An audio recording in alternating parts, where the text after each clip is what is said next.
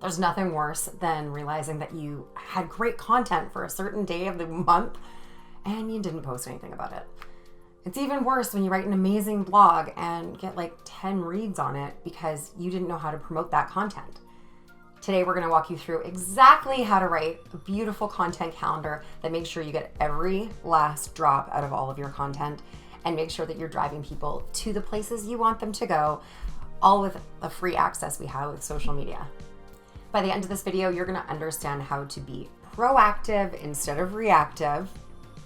And you're also going to save yourself a ton of time, money, and get more leads. What's not to love?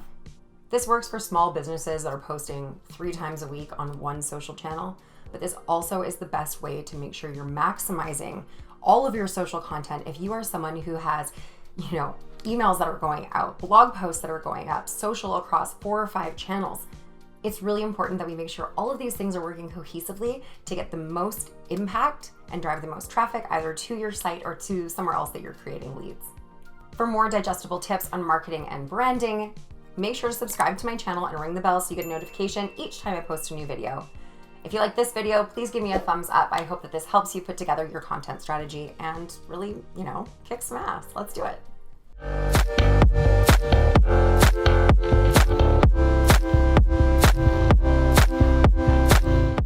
Before we get whisked away into the beautiful, exciting world of content, let's sit back and I'm going to ask you the question that I ask everyone at the beginning of every single marketing meeting, whether it's for one post or whether it's for an entire year of strategy. What is your main goal? There's no point in creating content for the sake of to keep up with the Joneses. Okay, not everyone needs 100,000 followers on Instagram. Not everyone needs a subscriber list of 300,000. Like, it's just not necessary for your business. Let's figure out what the main goals are, what our targets are, and then we work backwards from that standpoint.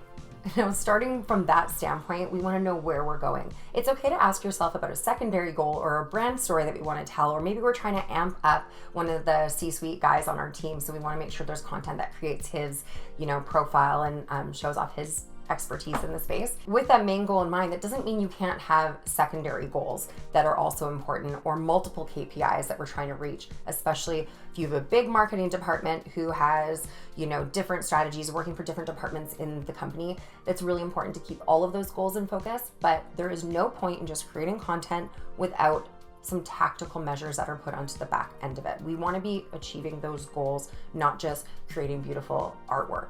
Right? Marketing is part of a sales or business strategy, and we can't take that out when we're about to put together our content calendar. So the first thing that you want to do is set a strategy date and stick to it. I'm going to be working off of a 1-month calendar for our example here today, but you can do this like quarterly. You could do this every 6 months. You could do this once a week if you wanted to. It really depends on, what kind of product you're selling, what kind of service, what kind of time you have on your hands, and what works best for your teams too. And obviously, if there's more players that you need to make sure to communicate with, it's a completely different thing. Another thing that you could do is look at the quarter ahead, but really narrow down the content so you have a bit of a flow and kind of a bit of a rough skeleton that you're going to follow, but then work backwards. So you know your schedule best. So say Tuesdays are your quietest afternoons. Carve out however much time you need. If you have one channel, this might only take you 30 minutes. If you have multiple channels with multiple deadlines and multiple different goals, then you're going to want to be, setting aside more time with your team. We're going to then sit down and want to give yourself 10 to 15 days to create that content. So on June 30th, don't be trying to get content for July 1st.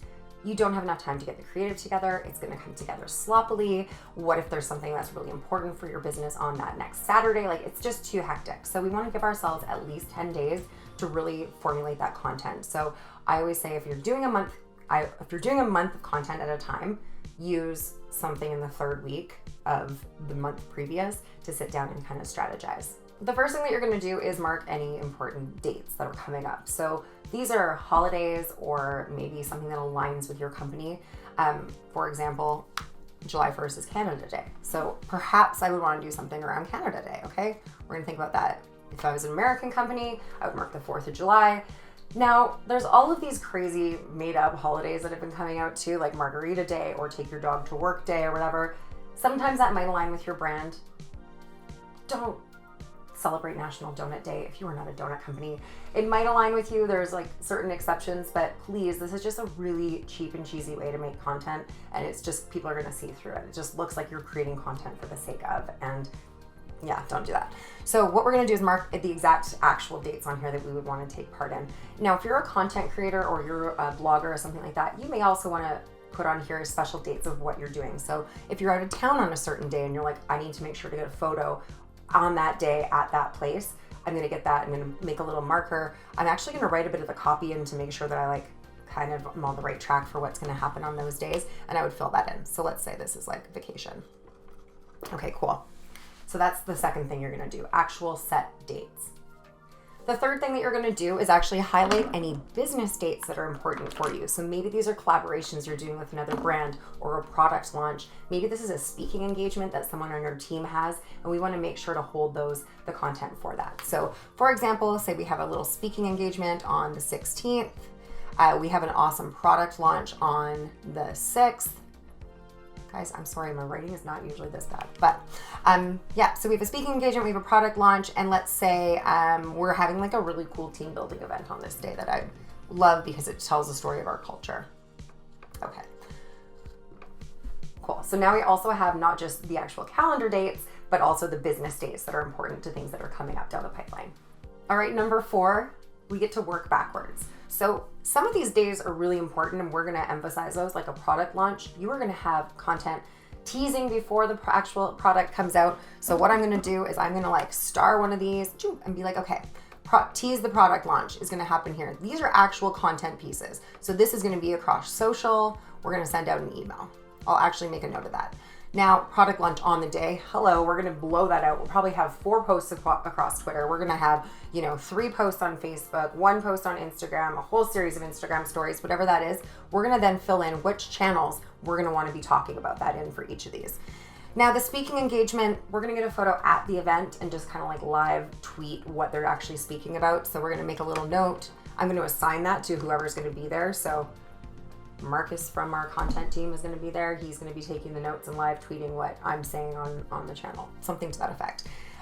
Vacation, again, because I'm a content creator, this does make sense to me. I do build in a lot of my lifestyle stuff, but I'm probably just going to do an Instagram post. Like, that's not blog worthy, right? So again, you can kind of see how we figure out how we want to tell this brand story. Team building might be really important for you. So the day of, you get some pictures, and you may even want to do a follow-up blog on that. Regarding team building, because this tells, maybe you're looking to like build a bigger team right now and you're looking for talent acquisition. This story of how you treat your team members could be really important. So again, this is where we're going to align with who we want to be as a brand and who we are as a company and the goals that we have set out in front of us. And we're going to work backwards from those key dates.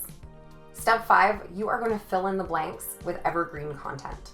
Evergreen content is content that can be used year-round, always tells your brand story, and you should have some of this locked and loaded at all times for a week that's a bit dry in the news. So for example, we have a huge, crazy busy week with the product launch, Canada Day. We have a bunch of emails going out. We're going to put some content here. The 7th to the 10th right now looks pretty empty. So what we're going to do is come up with something. Maybe it is seasonal. Maybe it's just something a little bit branding, but I'm like, okay, my Instagram only has 4 posts this week.